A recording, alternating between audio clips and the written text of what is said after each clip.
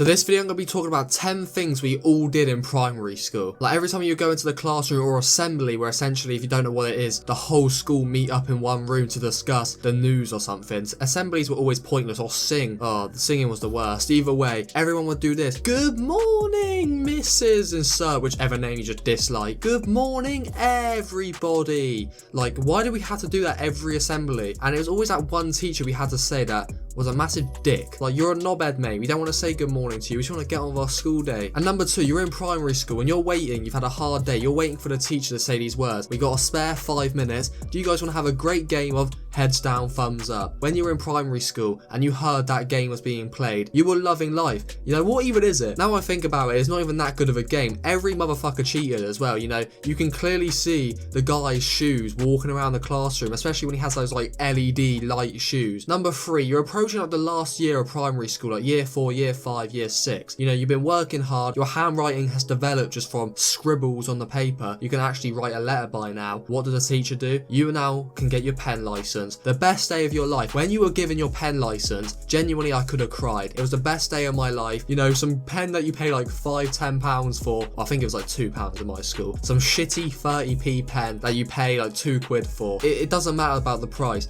It is priceless at the end of the day. It is priceless because you've been granted a pen license. A teacher has just said to you, you can officially write with something other than a pencil. It's the best thing at that time. Your life is complete at this point. Now this is what I like to see. Number 4, sports day. Every person in primary school, when they heard the word sports day, their life changed. You know, it was like the bloody World Cup, the Euros, the World Cup, the championship of your school in sports day. You know, 2 weeks before sports day, you was out there doing your sprinting, preparing for that 100-meter sprint. Now another thing we all did in primary school was on the school disco. Those school discos were amazing. You would get those like the one sweet, the one drink of your choice. You thought you were getting drunk, mate. You were loving life. But not only that, the tunes were amazing. The disco tunes, everyone's breaking their dance moves, doing like the worm. The main one, YMCA. That was my era. When I was in primary school, YMCA was the jam. When that came on, everyone thought they were so cool when you knew how to do it as well. The only thing was, you get that one fucker that thinks he can dance, so everyone's doing like YMCA and some guy's doing like the robot in the background, like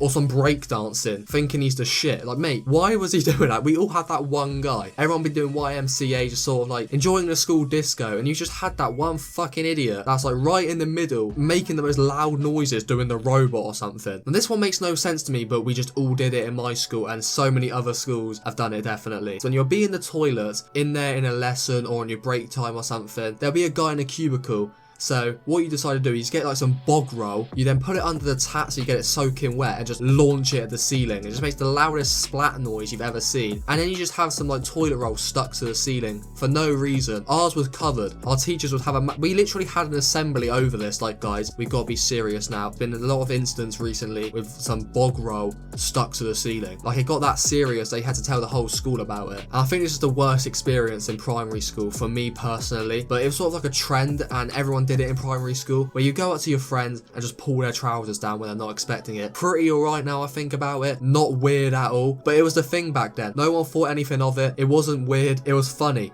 If you would go up to someone, sneak up, pull their trousers down, you would be the class clown for like 2 weeks. Everyone loved it. And that's actually a great segue into my next one, because after the phase of putting down trousers in primary school, it went on to the ties. So the boys would be wearing the ties, and it'll just be funny to go up to your friend, just pull their tie as hard as you can, practically choking them out. We used to call it like peanutting them. I don't know if that was just our school or you genuinely call it that, whatever the situation. But yeah, you would run up to your friend when he's not expecting it, and he would just pull on his tie as hard as possible, making it the hardest knot to undo and redo your tie. That was the whole point. But it actually became banned in our school. Or our next one is when you got into the music lessons. You have all these amazing instruments, and music was just a mess about at school, or at least it was at my school. It was kind of a pointless lesson. If you weren't learning like this song on a choir or something, you were playing the instruments just doing nothing. There was always that one time when a teacher would pop out for like 5 minutes and you would just start going crazy on the drums, like bashing it, thinking you're like some rock star on the drums, but realistically you had no tune to you whatsoever. You weren't in sync with anything and you just look like a bit of an idiot. Right, on to the last one here, and it's signing reading your planner. So everyone had that like diary you took around school with your pencil case. Why we needed this thing was for no reason. Teachers used to say it's so you remember to get your work in on time and what lessons you got. The timetable was the only helpful thing. You need a timetable to know what lessons you go into. That is fair. The rest of it was just absolutely pointless. Like, no one made notes in that book. No one wrote down dates for homework. But when I was in primary school, you had this bit on the bottom where every week you had to get a parent's signature to show they'd been reading your diary or reading your planner, they called it in my school. You forget every single time. So at least your priorities, and more importantly, get your parents to check it over and sign it. You had to break the law. You had to do some fraud activity and fake your parents' signature. You felt like the biggest rebel in the world doing this, because you had to like see your mum's signature from like the start, get a bit of tracing paper, or just get a random bit of paper and start writing it down. Practice like 400 signatures before I did the actual thing. Anyway guys, that's it from me today. I hope you lot did enjoy this video. I've been trying like this different style of content recently, so let me know what you think of it in the comments. Thank you a lot for watching, and I'll see you guys next time.